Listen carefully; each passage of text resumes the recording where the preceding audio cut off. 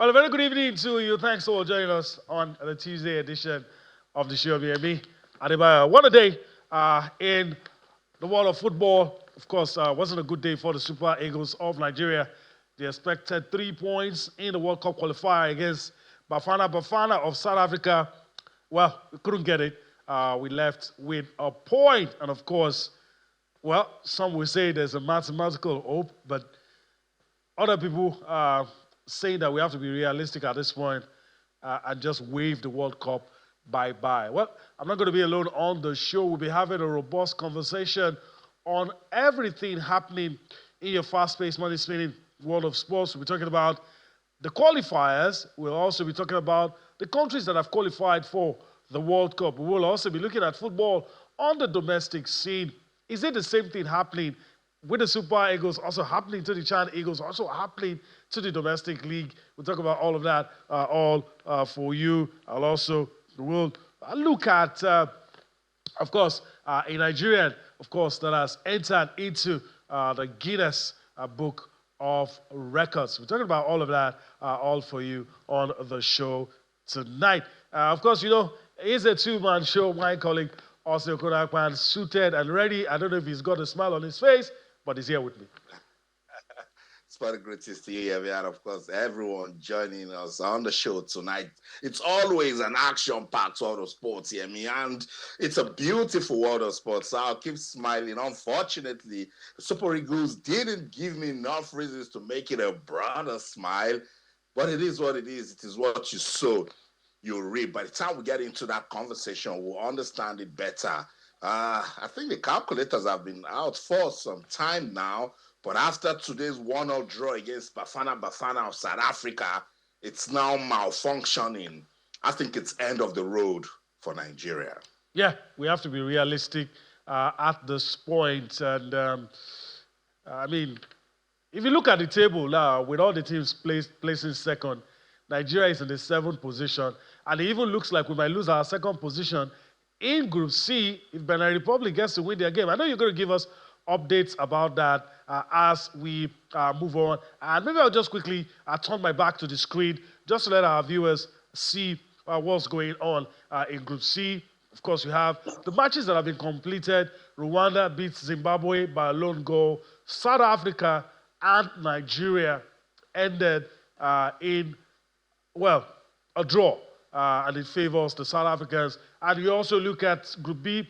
DR Congo lost to Senegal 3-2. Togo defeated Sudan by a lone goal. These are the matches in Group B. All these matches played today, that's Tuesday, of course, the 9th of September. The result leaves a bitter taste in our mouths. And I'm very sure we're going to have a robust conversation around all of this. Austin, while not giving an excuse for the Super Eagles, I know our guests are ready, but I want to get your opinion on this one. Let me throw it in quickly. What's your view about that stadium in Bloemfontein? I'm still at a loss as to why FIFA and CAF will allow us play on such a pitch. You know, look, Yemi, I've said it over and over again that politics will destroy football in Africa, you know. I was just wondering, how did FIFA approve that pitch? Even Hugo Bruce came out and condemned it outrightly, that he knows that his team will not play the sort of free-flowing football that he has prepared them for on that pitch. But they just wanted to take Nigeria to a hostile environment. And look, whether or not we agree, worked for them because the Super Eagles couldn't think about their passes. They were not comfortable with the positional play. It didn't even work for them. They were just, relying on the long balls. It's just so silly that the Confederation of African Football and FIFA did what they did. And look, I'm just looking at it over and over again. I remember when I had the interview with Shehu Diko in June, and I told him, look, with what has happened with South Africa and Lesotho, we should now know that politics is fully activated because the FIFA judicial bodies, they've been busy since they've attended to cases in June, updated their verdicts in August, and they've not attended to a player eligibility breach committed by South Africa in March. in March, you know. So when I saw all of the shenanigans taking the team to Bloemfontein, playing at the Free State Stadium that was already at some point was abandoned, I'm like, what is all of this? So yeah, it's a shame. Thumbs down to Patrice Motsepe. I'm a big fan of his football business philosophy for Africa. And with this that he has done, it has taken up about 15% of the marks that I've given to him for everything as well, because branding is very important. And of course, the sort of PR that is put out there as regards African football. So it's a no-no. It has worked for him and South Africa, but it has taken African football backwards. All right, that's taking African football backwards. We're not going to be, just we're not going to be on the show alone. There are a lot of people with us tonight on the show who will be giving us perspectives on the show. Let's welcome Biola Kazim to the show tonight. Biola, greetings to you. Thanks for finding time to be with us on the show tonight. Very good to join you guys. It's not such a good night as I imagine for all Nigerians. The result we got in South Africa wasn't the result we wanted. But, I think that the results reflected how we have approached this qualifying series. The reality of the matter is that we've been very reckless with this qualifying series. After we missed the World Cup in Qatar, I think that the lesson we should have learned was that we have to put our house in order, and that performances on the pitch are typically maybe not triggered, but a reflection, so to speak, of what is going on outside the pitch. And our response to missing out the World Cup in Qatar was to serve up an even more shambolic qualifying series where we've gone through, I think, 3 coaches in this qualifying series. Actually, if you put a Guavon in, it's been 4. We didn't win an home game until we, narrowly defeated Rwanda the other day. And we've had to play the likes of Lesotho and Zimbabwe and couldn't get wins. I mean, if you can't beat Lesotho, Zimbabwe, Rwanda comfortably, maybe you really have no business going to the World Cup. And I think for me, it is even more disappointing because now Africa has 9 confirmed places at the World Cup. And I think that if you list 9 African teams, given our pedigree at the World Cup, and the pedigree is not just in qualifying, but some of the kind of performances that we have served up, some of the most memorable African performances have come from Nigeria. If you put all of those together, and then an opportunity has come for Africa to serve up 9 teams at the World Cup, we have conspired, to set up what is an absolute shambles of a qualifying series. I think is a thing that means that we should introspect very deeply and realize that our advantage, the advantage we have in quality players, has been completely eroded by how we administer the game. Also was making a reference to the South Africans, taking the game to Bloemfontein. I do not agree with it. But it's a reflection of people who are planning, who are looking at the laws and opportunities and are trying to aid their players, so to speak, by providing all of the platform and opportunities for them on the pitch. Because ordinarily, South Africa will take us to a nice pitch, but they concede that Nigeria might be superior to them in terms of ability.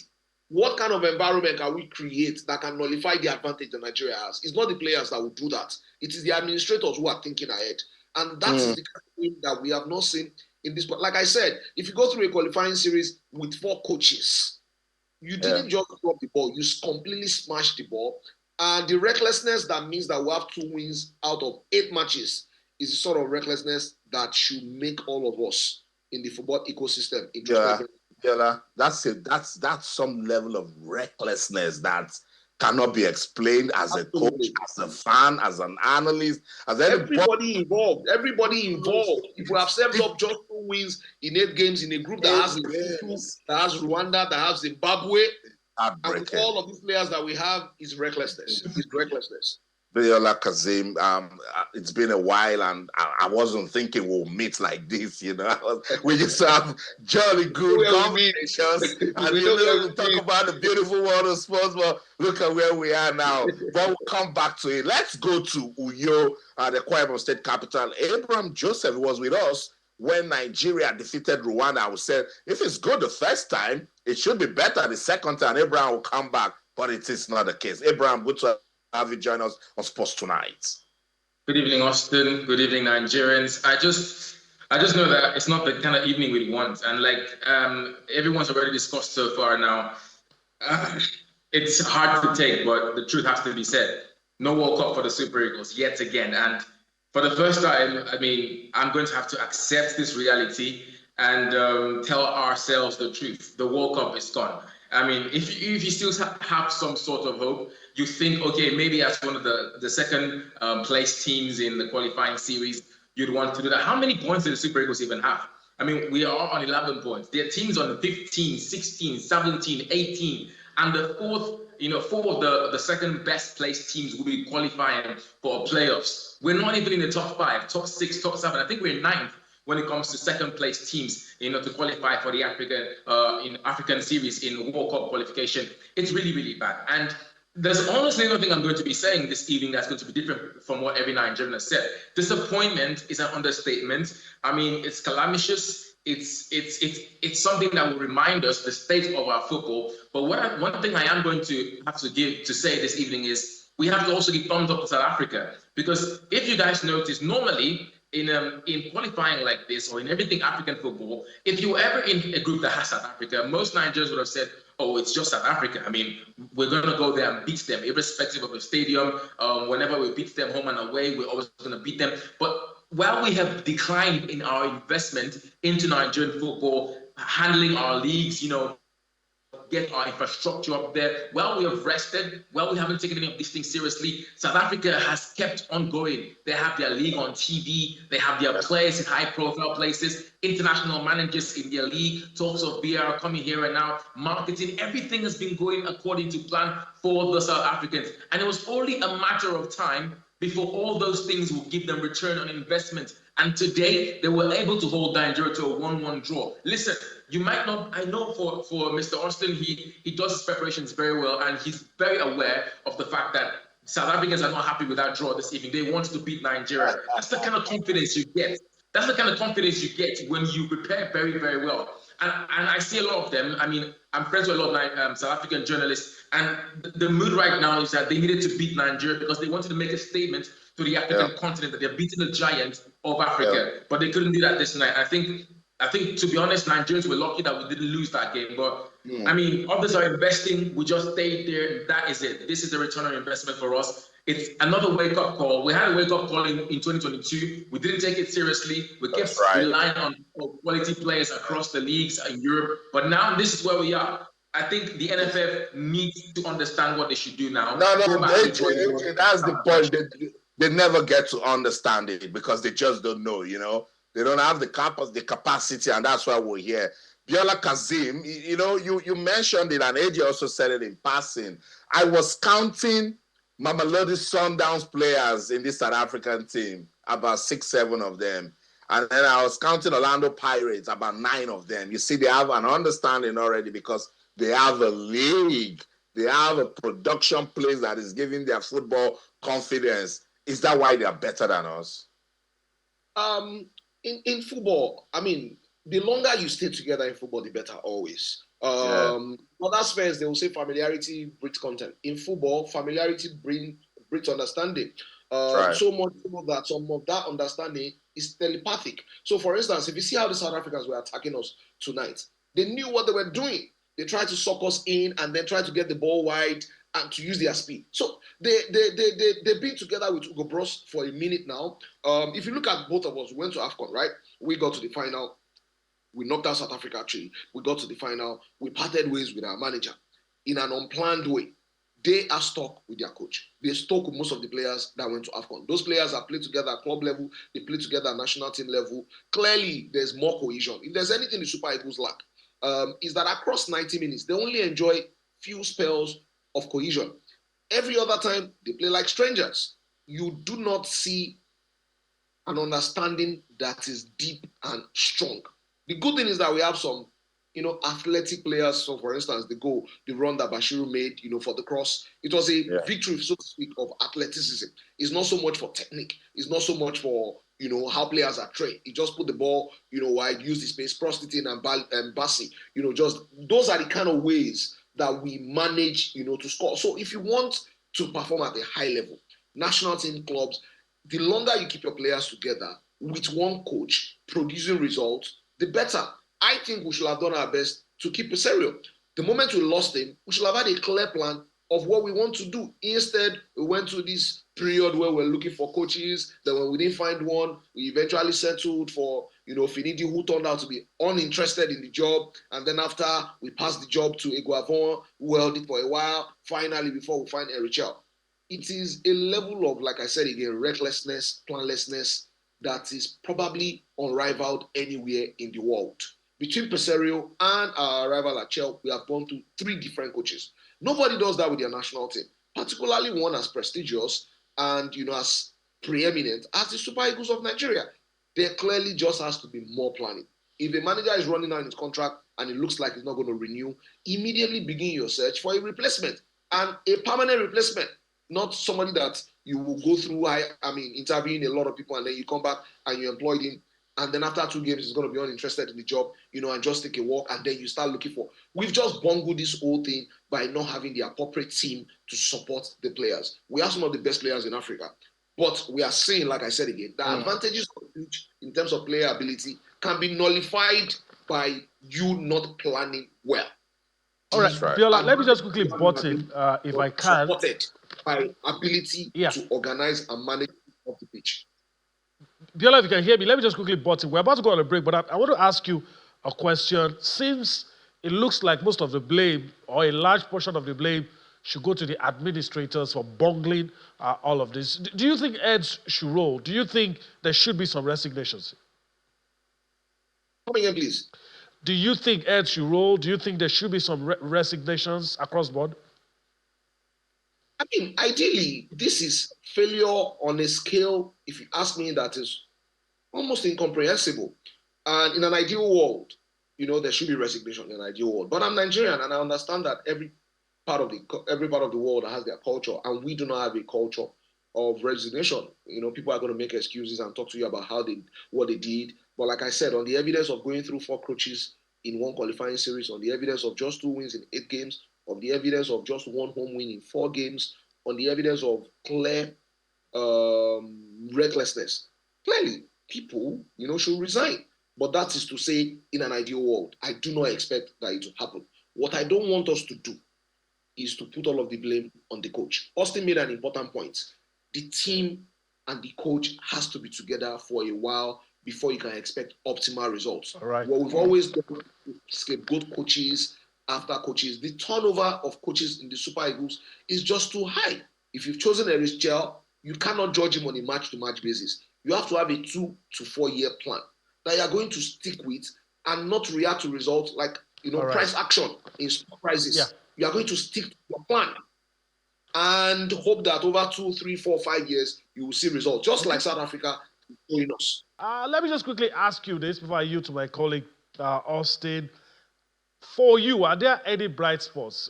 We might have to do a surgery on this team going forward, but of course you can't throw the baby away with the bathwater. So are there bright spots? Are there prospects in this team? Are there players that even in spite of not qualifying, that you would say, this guy impressed me, this guy played well, this guy could get a 9 over 10, even though we didn't qualify?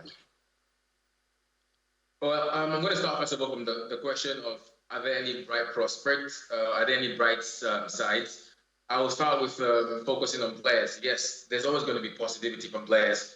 I think it's quite obvious for every Nigerian that saw the game that Benjamin Fredericks was outstanding. A player that we can bank on in the future. I think he's a regen. Not like we're already starting to plan for life after William Tristakon, because I think he still has a lot to offer to the national team. But seeing his performance against Rwanda and his performance tonight against South Africa, I think he's a decent player for the future. And once again, today we reminded ourselves exactly why Bright Samuel is a decent player. And there were always rumors here and there as to exactly why is he still being invited to the squad. But I think he's a decent player, solid player. And unfortunately, tonight after Ola got that injury, we couldn't continue with him. But Osai Samuel always a lovely replacement anytime, any day. And he performed the moment he came on. That has to be, those are the 2 players that performed for me. I think, as always, I've always been a big fan of Tula Rokodare from start to finish. I believe he should have started the game. I don't understand why he was on the bench. I wonder why Eric Shell decided to start Cyril De Souza. Nothing against Cyril, but when you're looking at African football, you notice that most times De Souza seems to struggle when he's playing here in Africa. But when we go outside playing international friendlies, he has better games. So a proper African striker would have put that South African's defense and Gezana and Bokazi on their tails. I mean, that was what we needed to start that game. But he put him on the bench.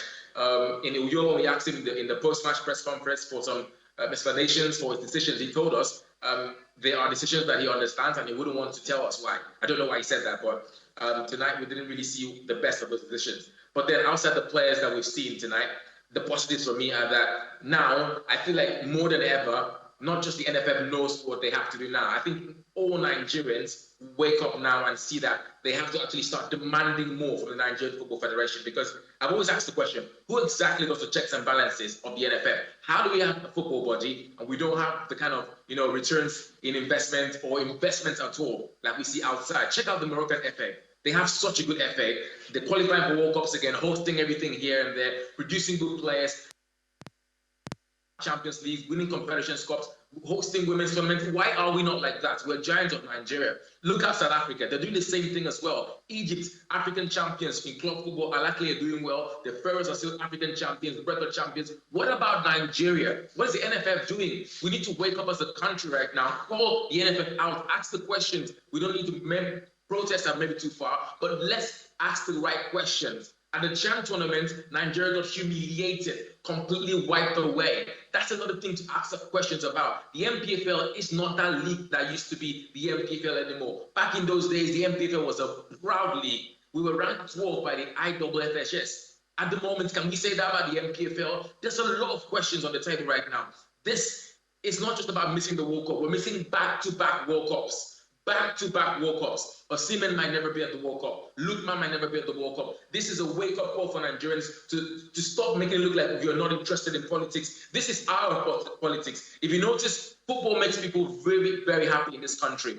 This is the one thing that keeps Nigeria united. And we cannot sit and just let the NFF do almost whatever they want to do. We have to take control again. We have to ask the right questions. And until we do that, and I'm sorry to say this, they might just do whatever they want, because no one is asking the questions. Until we take those things very seriously again, we might keep missing our World Cups, and everything might just keep looking like this.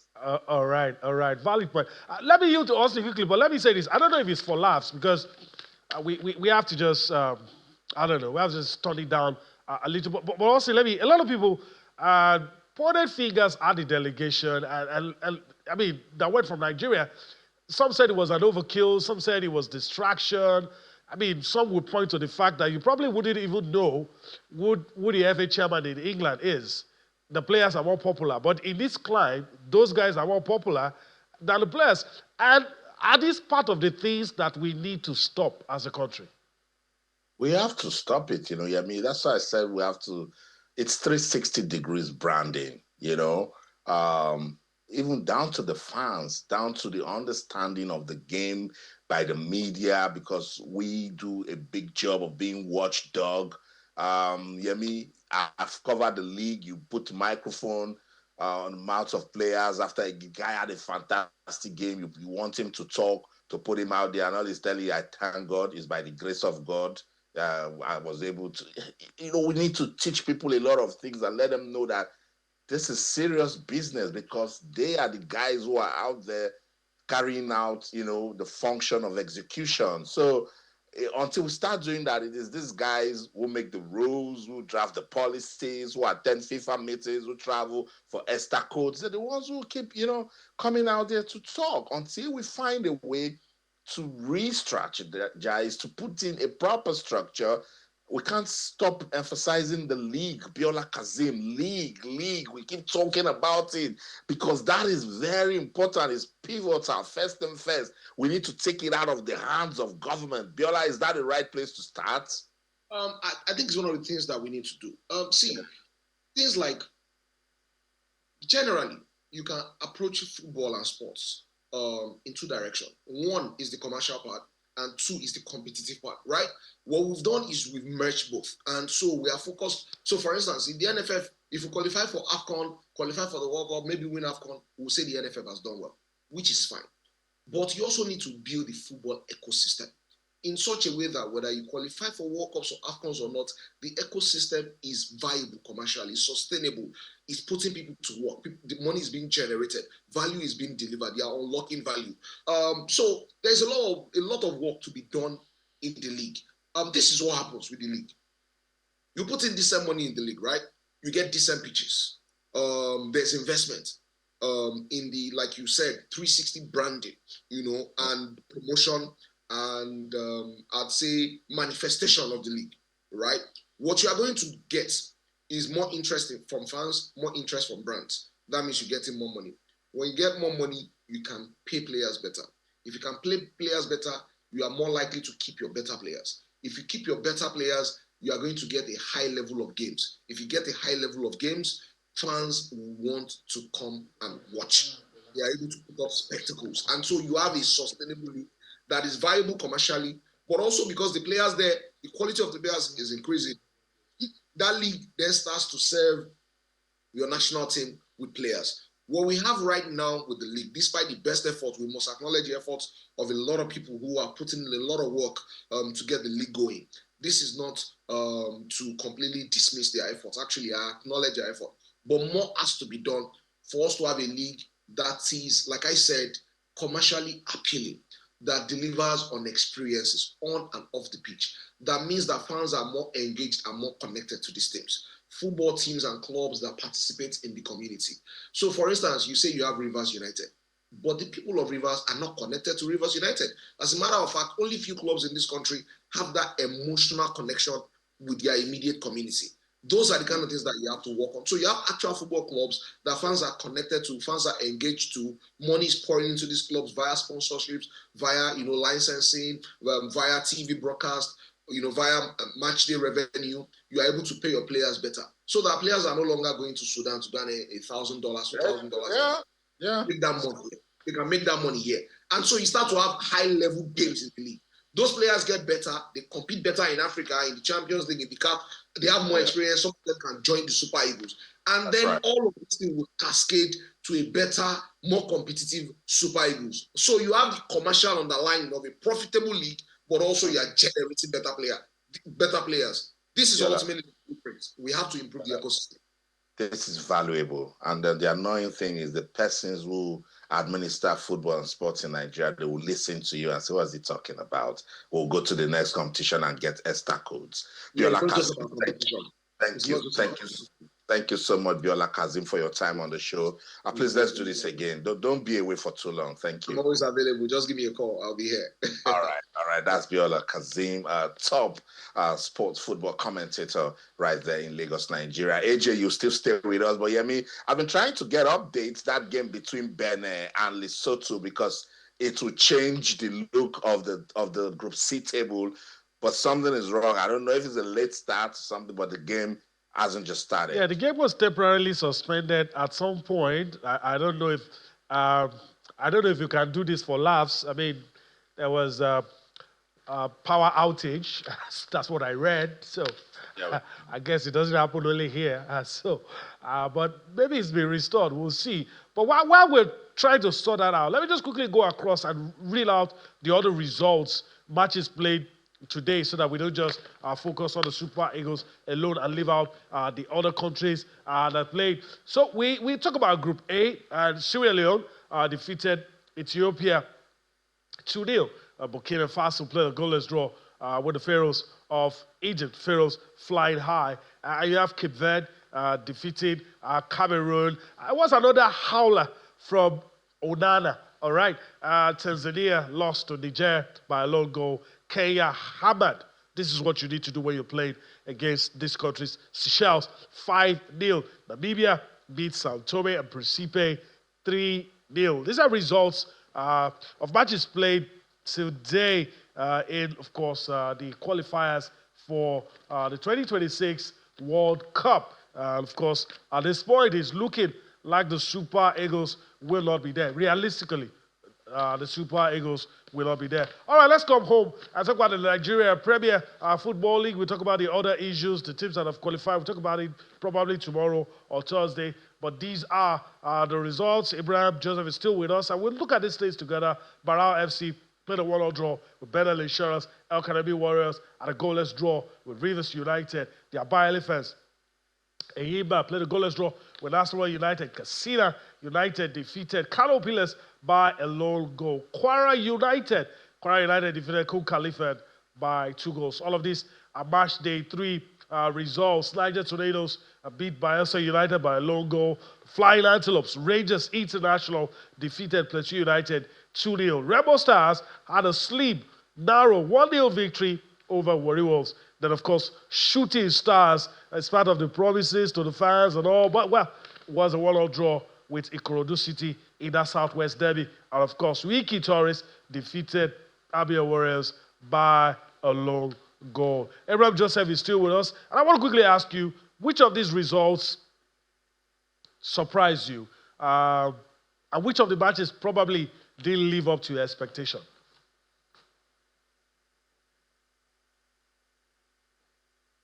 I think we're having. All right, Abraham, let me just quickly do this again. Which one of these matches surprised the outcome, the result? Which one surprised you? And is there any of these matches on match day 3 that didn't live up to your expectation? Yeah, the Nigeria Premier Football League, all day, every day, comes with so much, drama. Let me put it that way. And this is just early times, but shout out to Remo Stars for, showing us that they are indeed worthy champions and they want to stay just that.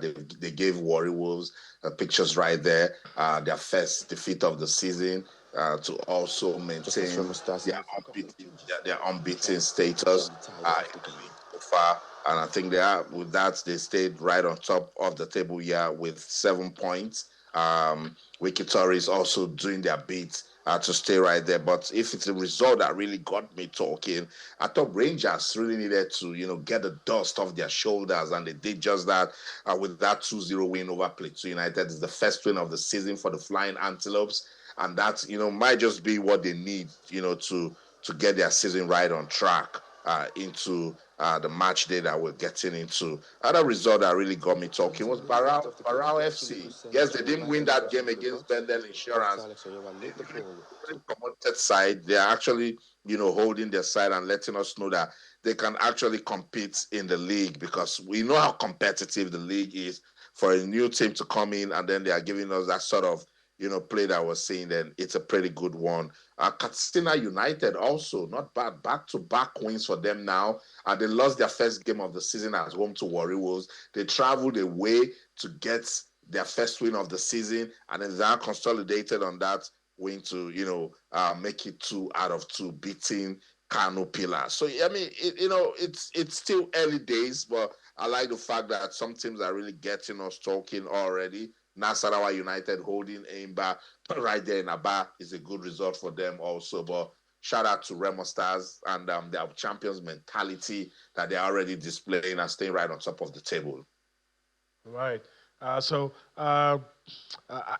know Abraham Joseph is still with us. No, we lost Joseph. All right. Back on the show. I guess we just move on, and we're going to look at the table now. I just quickly look at what Austin has just told us is match day 3, but again, we need to see something like a progress report, something that will be our yardstick to measure what has happened after match day 3. So I just quickly go across to look at it, and of course, Rebel Stars showing us, well, it's match day 3, but it wasn't a fluke that we are champions. They're on top, followed by Wiki Torres, Bayelsa United, and Warri Wolves in that order. Rebel Stars, of course, yet to lose. So we'll see that. And of course, the ones in the bottom 4, Barao, Kano Pillars, Kul Khalifa, and of course, Plateau United. Maybe I should ask Austin this.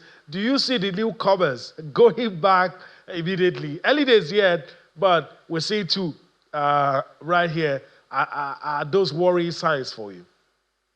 No, look, anything can happen. We saw Shooting Stars do so well in the first stanza last season, and then when we came back, they fell like a pack of cards. El Kanemi Warriors had a fantastic first stanza last season, came back in the second stanza. We were looking for them all over the place. Abia Warriors were average in the first stanza, second stanza, they turned it around. That's football for you. So I'm looking at Kun Khalifat.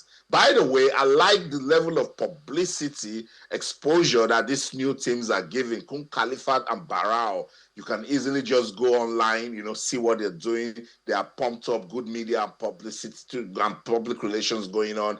And I think that's very important for league football development. Will they survive? Really, it's too early to tell. But Kun Khalifat still looking for their first win of the season. I thought Kwara United did just enough to beat them in that last game. But they started off not badly. They traveled to, was it Rangers? And then they were able to pick a point on the road. That was a fairly good result. Barra FC also, in their first game of the season, they held Eimba to a draw in Kano. Warrior Wolves, newcomer, traveled to Katsina United, and they got a vital win on match day 2. They also won. It was just match day 3 now that they've lost to Remo Star. So it's just very difficult to talk. What am I even saying? Wicked Tories.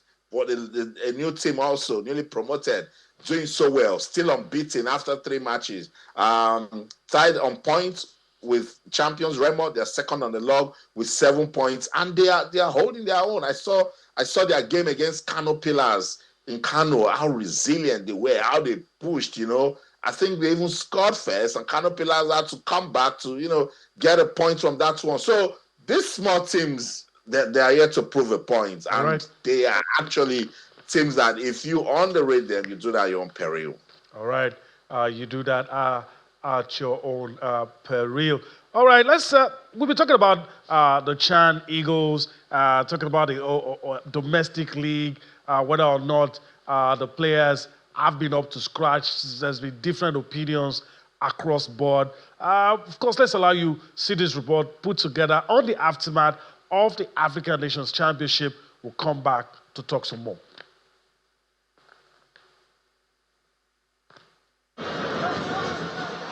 Attempt to power through here. The goalkeeper makes the cardinal mistake of getting out of the goal area. Here is a shot. It's in the net. Nigeria's dismal outing at the just concluded African Nations Championship is still causing ripples among football fans. The team's defensive frailties got exposed at the tournament, and their inability to create goal-scoring opportunities was evident. Nigeria has had inconsistent performances at the African Nations Championships, finishing third in 2014 and runners-up in 2018, but also failing to qualify on several occasions. Many question whether the Nigeria Premier Football League is producing players of sufficient quality to compete at this level, and if Eric Schell was the right man to lead the team to the tournament. Yeah, I think I would narrow it down to lack of preparation. Other African countries have gone up. They are even doing better than us. Even a Sudanese coach will even say that Nigerian team was not even coached well after the match. There's nothing wrong with Nigerian team. They are not playing because this is Nigeria. They are playing because they are playing for themselves. So they don't really love the league. They don't love the country. They want to play for their own name. In spite of the criticisms, the Super Eagles coach insists the best players were picked from the league to represent Nigeria in the tournament. I need to bring some player who can play with my philosophy. But the reality for me, actually we are the best player in the league. Maybe 1 or 2 guys deserve to be in this team, but this is the reality. Football enthusiasts are certain the struggles of the Chan Eagles are a reflection of deeper issues within Nigerian football. I have this saying, it's natural to make mistakes, but it's foolish to repeat the same mistake. We shouldn't expect to have a better result if we are doing the same thing over and over and over. We have to change. We just have to find a way to change. Chance that they want to take for a shot. So if we are to use that, the performance of the team, to judge the Premier League without looking at other indices, I would say we are not being fair. We have to look at it holistic. Nevertheless, prominent figures within the Nigerian football ecosystem believe there have been improvements in the Nigeria Premier Football League. In terms of balance, that is competitive balance, you can see that the league was highly fought for, and the fairness, level playing ground for all. Officiating is getting much better. Nigerian referees have been recognized in Africa. This is the bedrock of football, the league. and that is what can make a country have respect in terms of international football. Nigeria's poor performance serves as a stark reminder that a strong national team is built on the foundation of robust and competitive domestic leagues, which ultimately feeds team selection for the African Nations Championship. All right, welcome back. And Abraham is back with us. Abraham Joseph is back with us. Even though we're pressed for time, but Abraham, your party shot on the show tonight, I want to ask you, talking about the domestic league, you just viewed that report put together by the sports team. Is the problem in the league a problem of quality or a problem of cohesion? What do you think is the problem? I mean, some of the respondents say we're going to keep having this kind of results at the African Nations Championship. Do you think that's what's going to happen? Well, if we're looking at the problem of the Nigerian Premier Football League, I don't think it's a one-way thing. And one thing I've been able to notice in the recent years is that, unfortunately, the problem of the Nigerian Premier Football League is tied around some of the problems of Nigeria as a whole, and we cannot run away from it. For instance, first of all, the Naira, okay? That's not the NPFL's fault. That's not the fault of the people managing the NPFL. You cannot tell me that if a player is earning 400,000 Naira a month in a Nigerian Premier Football League club, and the club comes out, from Egypt and tells you, oh, I will pay you double of that salary when your contract's over, come play for us. Now, because your currency is higher and they can pay that, obviously the player is going to go. Definitely. That's one of the issues. It's a long list of issues. But another thing I'm going to say is management. Now, in as much as the currency that we have is not as strong as we'd love it to be, there's still a way that we can have a proper run league. Put things in places. We don't manage this league very well. Whoever are the people in charge don't manage it well. I don't want to throw shade or anything around, but I feel like it's something that we've noticed in Nigeria. If it's something that becomes privatized, owned by individuals, people of just normal people, people that are not in government places. If I dare say, if we had people that were not political run our football, there would be more than successful returns. Check out Nigeria's entertainment industry, Nollywood. Check out the music industry. All of these things are a huge reason compared to. All right. I get the point Joseph was trying to make. Abraham Joseph, multimedia journalist and commentator. Thank you for your time on the show tonight. Well, that's how the cookie crumbles. We are, of course, out of time. Austin, many things we would have loved to say, but of course, we're out of time. And so, it's a wrap. Yeah, I think we've done quite, a good one with the league and how it should be managed and how it can turn football around in Nigeria. And hopefully our administrators will take it seriously and start doing the right things. That's the show in London. I'm Austin Okonakpan. In everything you do, remember, keep talking sports. Bye for now. All right, it's a wrap on the show tonight. But we want to lighten up the mood. Let's forget about what has happened with the Super Eagles of Nigeria. We're going to leave you with sights and sound pictures from that Guinness record attempt that has become a record. Shobami Dele breaking the world record on 8-ball pool. We allow you to enjoy that. Enjoy the rest of your day. You see us again tomorrow. I'm Amy Adebayo. Bye-bye now.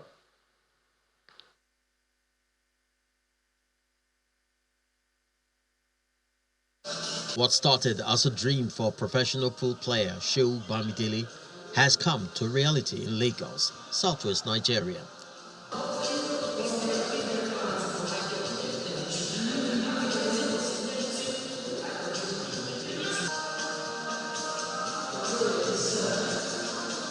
Bamidele kick-started his Guinness World Record attempt on Tuesday, September the 2nd, competing against different opponents in an 8-ball pool tournament for the longest hours ever by an individual.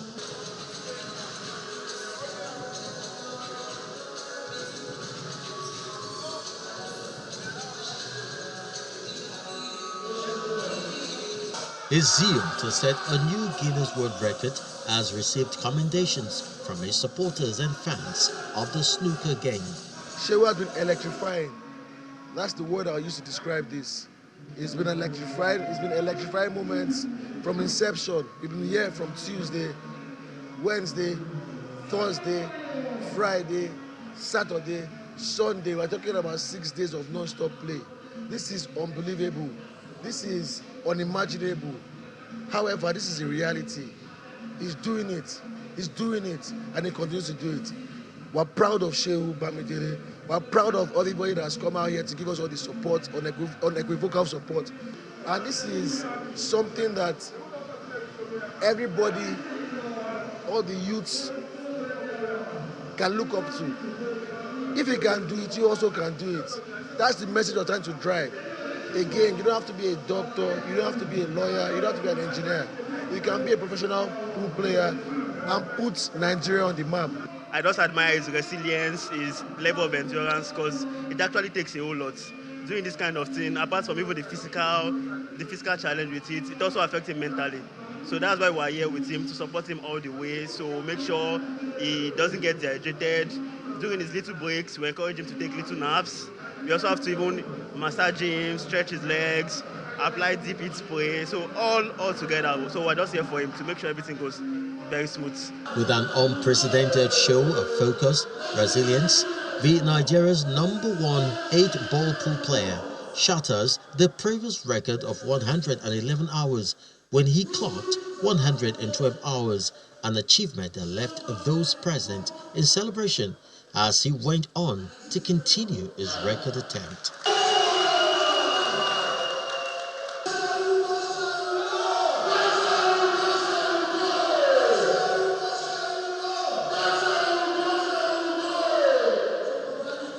Shehu Bamidele, it's a proud Lagosian and is showcasing the spirit, the mindset of a Lagosian, that we are here to do it. If it can be done anywhere, it can be done in Lagos, and a proud spirit of Lagos, the Lagosian, that yes, I will achieve this, and it's something worthy of recognition, worthy of support, and that's why I strive and I ensure that I'm here. Bamidele, who found love for the game at a young age, says this achievement is proof that Nigeria can command global attention through entertainment and recreation.